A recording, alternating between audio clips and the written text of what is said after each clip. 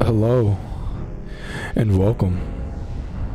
Now today I want to talk about some gaming news stories that I've seen. Let's start off with Indiana Jones Great Circle. Now the Indiana Jones and the Great Circle was an Xbox exclusive, and now it is released on PlayStation 5.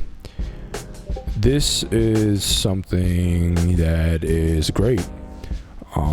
Another player base is able to experience a pretty solid game from what I've played. I've only played about an hour or so of it. My initial impressions would be visually looks good, graphically and stuff like that. What is the publisher's name? I think like Machine Games. They've made Wolfenstein: The New Order, and I've played through the first one. I actually really like that game.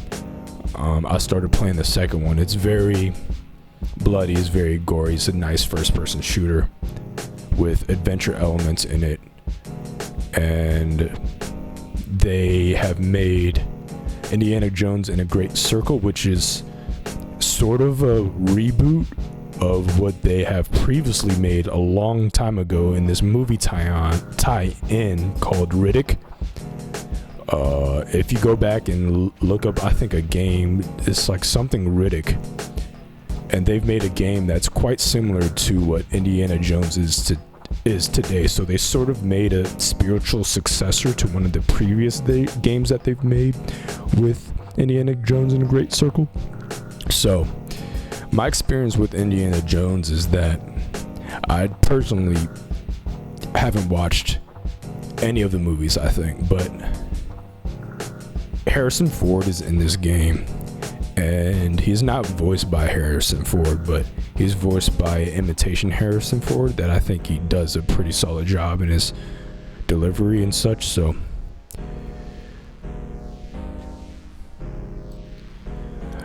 another game that I want to mention in this lineup is Expedition 33.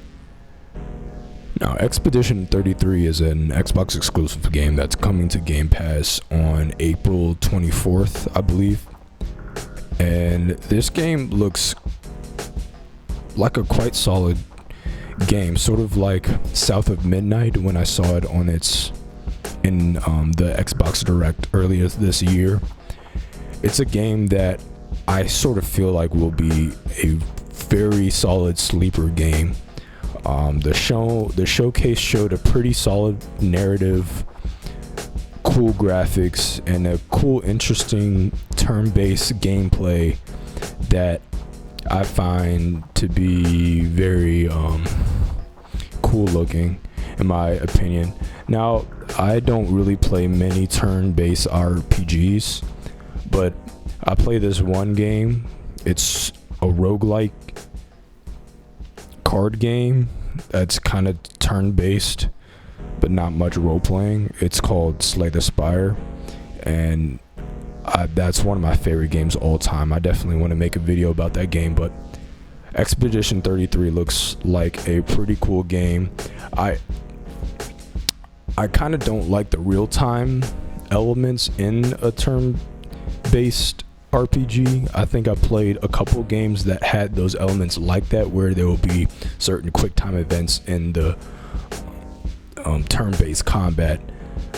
I think if done correctly, it could be cool, but just making it like a button mash or a quick time event, I think is a really cheap and lame way to kind of pad out the play time. So hopefully they don't do that in a game. But yeah, Expedition 33 is coming out on April 24th, and I'm looking forward to playing the game. Next up, I want to talk about the Elder Scrolls, and there's a surprise announcement that Oblivion is getting a remaster. And as of the time that I'm recording this, April 20th, 25, they're planning to... There's rumors going around that they're going to drop that the next day, so April 21st. Now, Oblivion is a game I also sort of dabble into. I have a bit more time in Oblivion than I would say Indiana Jones. But I played other games that they've made. Fallout 3 is one of my favorite Fallout games, and I know they also make the Skyrim games. The Elder Scrolls games. I have not played Skyrim. I kind of want to beat the previous games before I play Skyrim, but I know I don't really have to do that. But I played through I played through Oblivion a bit, and it's a very fun game. I'm very excited to see all the new revamped graphics that they have in this game and how they are able to translate this old game into modern day.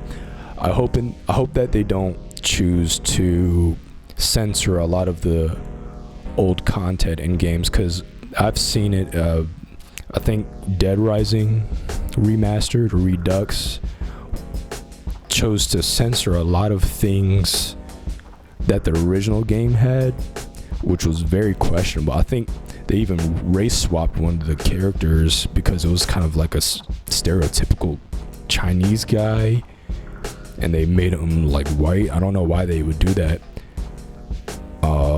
Probably because of like political correctness or wokeness, which I think they try to fix things that don't really need to be fixed, and they try to be so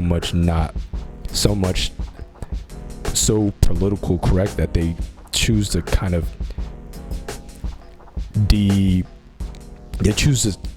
erase the culture that they do put in these games, even if they are, maybe offensive or sort of racist in a way. But I find that a lot of people of that culture that is being represented that way value their sort of comical or symbolic representation of characters. You can see this with things like the Redskins logo.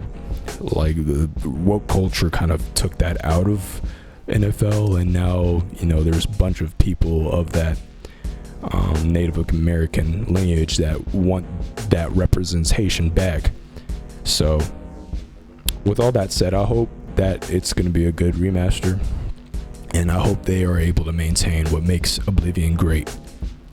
Up next, I want to talk about a game that I am the most excited to play on what I've mentioned so far, and it's Fragpunk.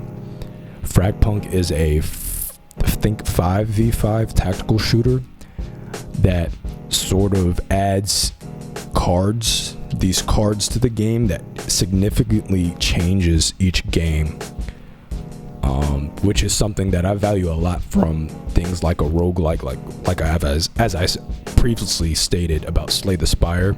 Every run is different, so playing a tactical shooter where sort of map knowledge and where they're going to peak right here, and sort of it's all about timing.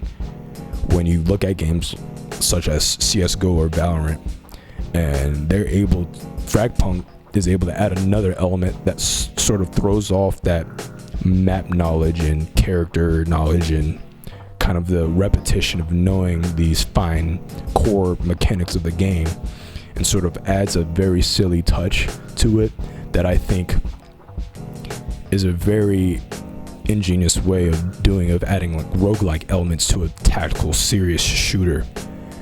And I have friends that I am very excited to play this game with.